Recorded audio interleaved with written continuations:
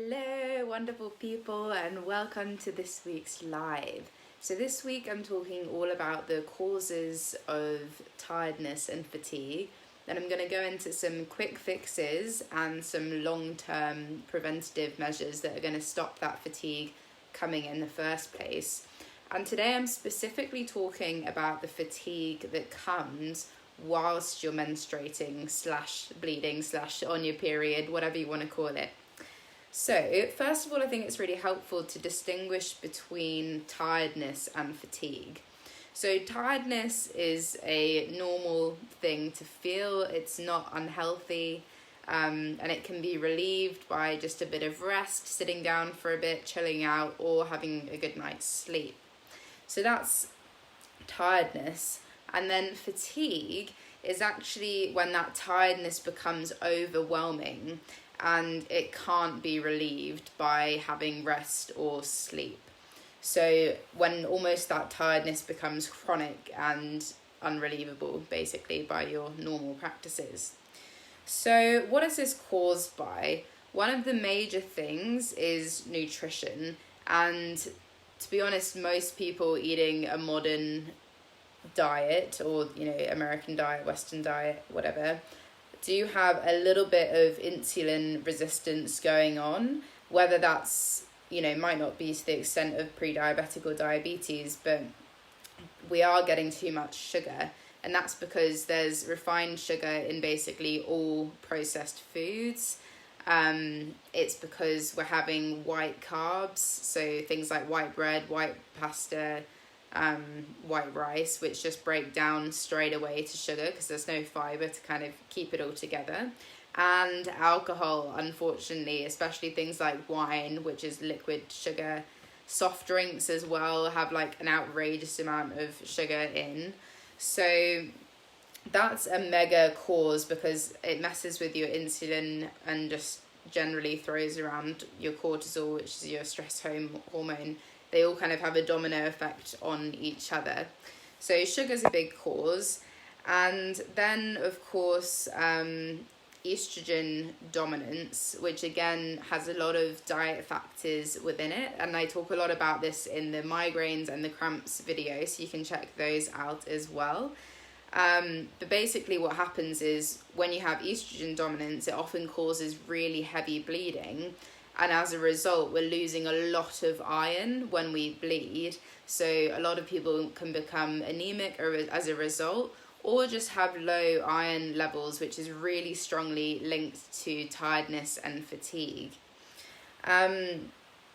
So similarly with all of this, and I kind of touched on it earlier, is having adrenal fatigue. So this is caused by having too much sugar, again, in the diet, living off of your coffee or your caffeine, whatever that is for you, energy drinks and things like that, and also having too much stress in your diet in your lifestyle, because when we're stressed, we're constantly producing cortisol, which increases our blood sugar levels to give us this kick of fuel, basically quick access fuel. And the evolutionary sort of thing behind that is that quick bit of fuel is going to help you when you're really stressed, because you need to fight off a neighboring tribe or whatever it is. Whereas in modern society, that adrenal fatigue and stress is more so coming from trying to get to work on time or having a lot of pressure from your boss or your kids. So it's not so much that life-threatening thing anymore, and we don't really need our adrenals, which obviously produce adrenaline and cortisol, working as hard as they are for most people. So there's some big things, and obviously all of this comes into lifestyle, right? So if you're not resting during your bleed in particular, so you've got all of this iron coming out of your system with your blood, your hormones are at quite a low level because they have to be in order for the uterine lining to be released. So you've not really got that extra pump of the healthy estrogen and the healthy progesterone that we do want at other times in our cycle. So all of this in combination leads to people feeling really awful and really tired and absolutely exhausted. And it's almost as if we've got this wired into our system where if we're just going crazy for our entire menstrual cycle, trying to be superwoman to absolutely every person in our lives, we're biologically forced for at least 3 days to a week every month or every cycle to just chill out. So it's kind of a blessing and a curse. It helps us to monitor that adrenal fatigue, because over time, I'm talking in your 40s and 50s coming up to menopause, if we've been living this crazy lifestyle where we're never resting, that's when our chronic illnesses like diabetes start to come in, and inflammation and things like that, which has been recognized as the cause of most major diseases that we suffer with. So it's a good thing that you're being forced to rest for a few days every month, but it's not a good thing if you're feeling absolutely exhausted and terrible and like you can't even function. So we're going to talk a little bit now about how to treat that. So first of all, quick fixes, because I think that's really helpful when you're not necessarily ready to make these massive lifestyle changes, or you're at the beginning of your healing journey. So one thing that is really, really valuable is yoga nidra, and that translates to yogic sleep.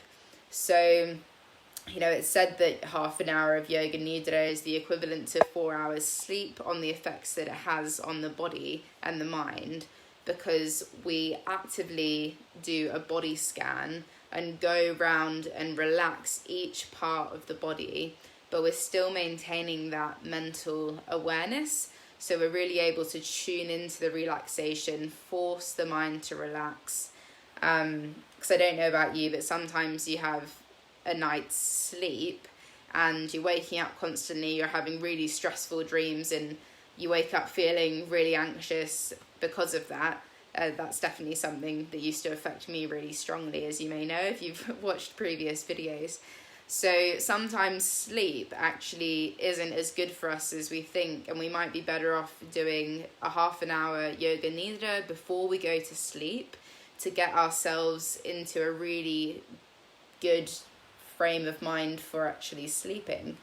And even during the day, just if you've got like a 10-minute lunch break, just going around and doing a quick body scan meditation, and there's loads of them on YouTube. I've actually got one in the guides section of the Facebook group as well, under the feminine yoga thing. So there's a menstrual healing yoga nidra that you can check out, and that's about 13 minutes long, I believe. Don't quote me on that. Did it a while ago.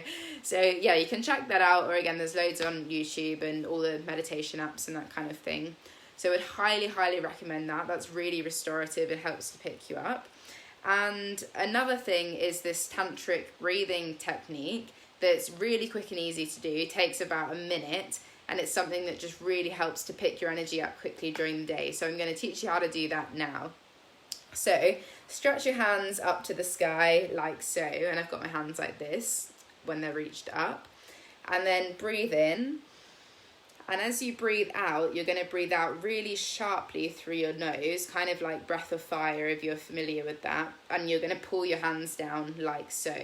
So as you inhale, stretch up, release the hands. And as you exhale, bring your hands down into fists. And we're going to do 9 rounds of this. So you can try it with me now if you like. Inhale.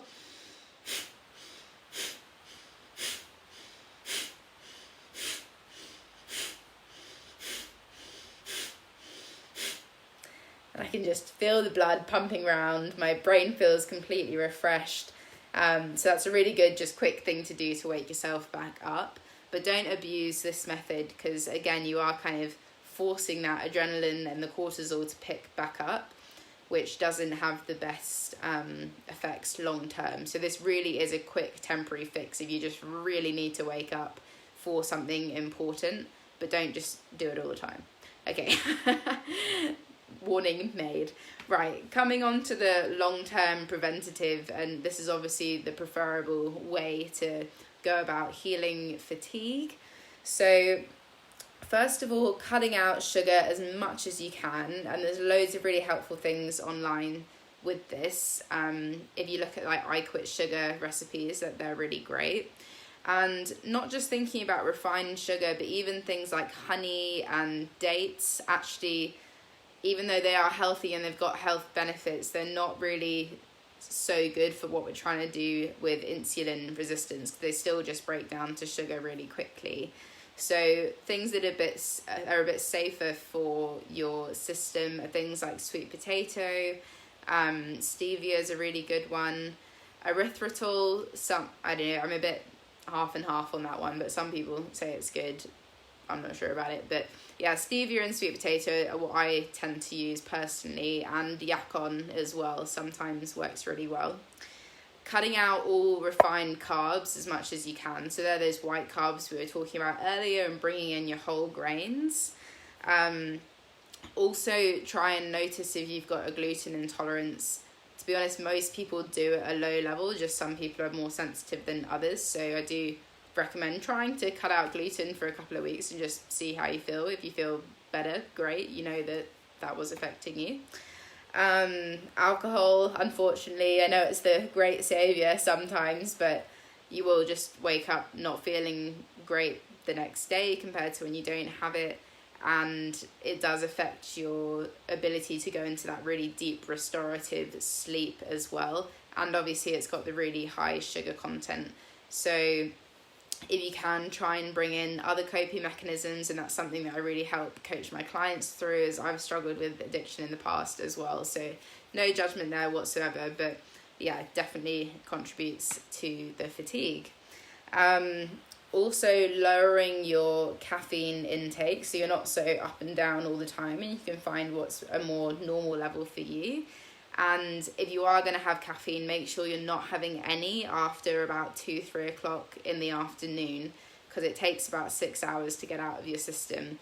So something that works really well for me and my clients as well actually is swapping that afternoon coffee out, that 3-4 o'clock coffee, for an afternoon smoothie with berries or beetroot, maca powder, mushroom powder, the things I put in mine. Probably sounds a bit gross, but you get to learn to love it when you feel how good you feel afterwards. So just experiment with that and see what works for you.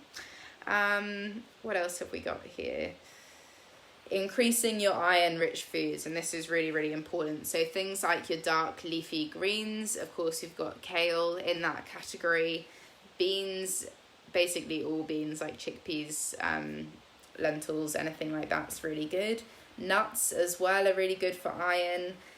All of your seed cycling seeds, so pumpkin seed, sesame seed, flax seed, and pumpkin seed. And then my absolute favorite is cacao. And I just find it so interesting that most women really crave chocolate when they're on their period.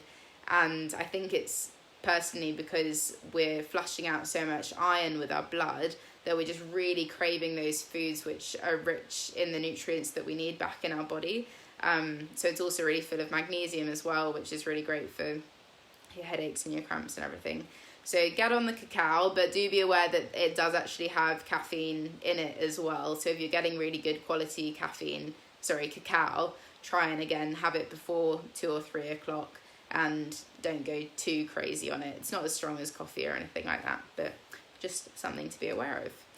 And so that's kind of the iron area. And then in terms of reducing that heavy bleeding as well, because that's one of the things that makes us feel really knackered, is dealing with the estrogen dominance situation. And I go really deep into that in the cramps video, which you can check out in this same playlist or guide, depending where you're watching, on Facebook or YouTube. So basically cutting out synthetic hormones from meat and dairy that's not organic, and synthetic hormones from things like birth control and hormone replacement therapy as well. So obviously speak to your doctor about these things, but sometimes they don't really know that much about it, to be honest. So always advise you to seek medical advice, but also have your own head and your own research, and you can always talk to me about things as well on that front. Okay, so another thing is taking this radical rest actually quite seriously, because it is really important for your health. And that might mean just being really serious about making sure you're in bed by 9:30, asleep by 10 o'clock, and awake by 6 o'clock. And just really getting into a good sleep schedule with that. Making sure that you have half an hour lunch break, or you take a 15-minute break at least during the day at some point, and just being really strict about that and seeing that as not being lazy but actually necessary for your health and therefore your productivity. And you actually find that you get more done and you're more excited about what you're doing and passionate, so you'll find your productivity goes up.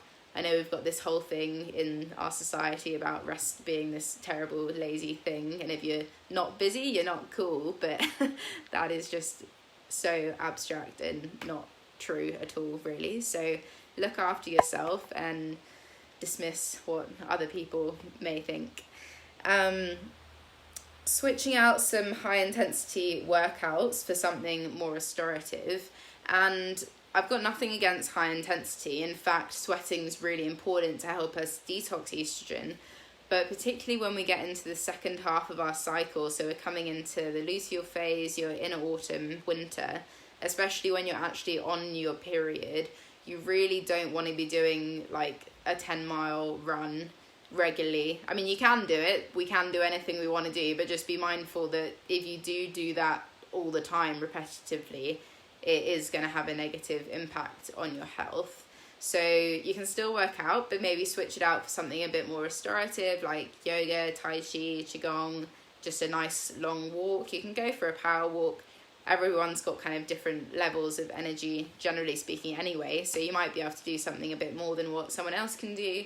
But just be mindful that, to be honest, those high intensity workouts sometimes are the thing that is stopping us from losing weight, because they increase our cortisol levels, our stress hormone, which, because the body's getting pumped up and ready to go, and then that in turn increases the blood glucose level, which is supplying us with fuel.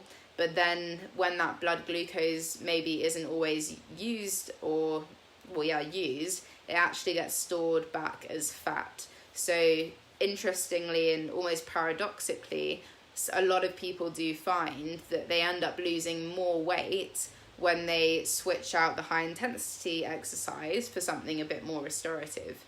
And it's also much better for you in the long run, as we talked about with like diabetes and inflammation and all of that going on in sort of midlife to menopausal age.